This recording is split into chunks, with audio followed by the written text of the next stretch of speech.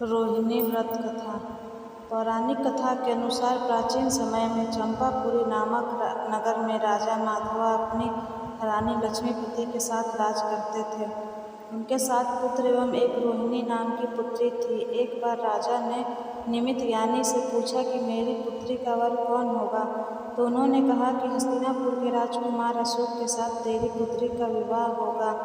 यह सुनकर राजा ने स्वयंवर का आयोजन किया, जिसमें कन्या रोहिणी ने राजकुमार अशोक के गले में वरमाला डाली और उन दोनों का विवाह संपन्न हुआ। एक समय हस्तिनापुर नगर के वन में श्री चारण मुनि राजा आए।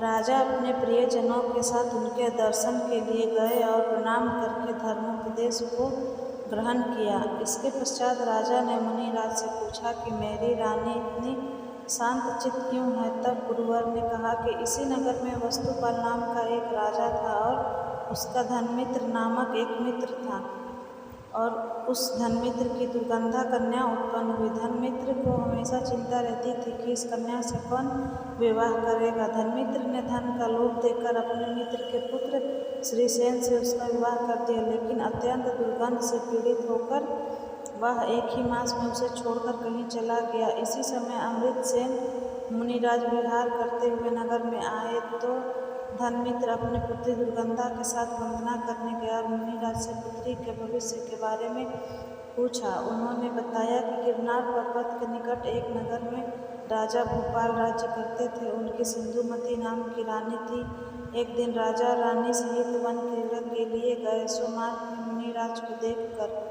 राजा ने रानी से घर जाकर मुनि के लिए आहार व्यवस्था करने को कहा।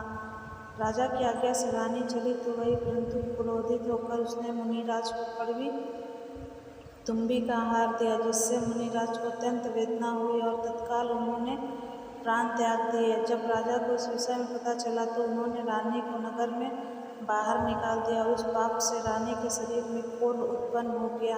अत्यधिक वेदना व दुख को भोगते हुए वो रौद्र भावों से मरकर नर्क में गई। वहाँ अनंत दुखों को भोगने के बाद पशु योनि में उत्पन्न और फिर तेरे घर दुर्गंधा कन्या उत्पन्न हुई। यह पूर्ण वृत्तांत सुनकर धनमित्र ने पूछा, कोई व्रत विधान आदि धर्म काल बताइए जिससे कि यह पातक दूर हो। तब स्वामी ने कहा, सम्यक दर्शन सहित रोहिणी व्रत पालन करो, अर्थात प्रति मास में रोहिणी नामक नक्षत्र जिस दिन आए उस दिन चारों प्रकार के आहार का त्याग करें और श्री जैन चैत्यालय में जाकर धर्म ध्यान सहित 16 प्रहर व्यतीत करें, अर्थात सामायिक स्वाध्याय, धर्म चर्चा, पूजा, अभिषेक आदि में समय बिताएं और स्वशक्ति दान करें।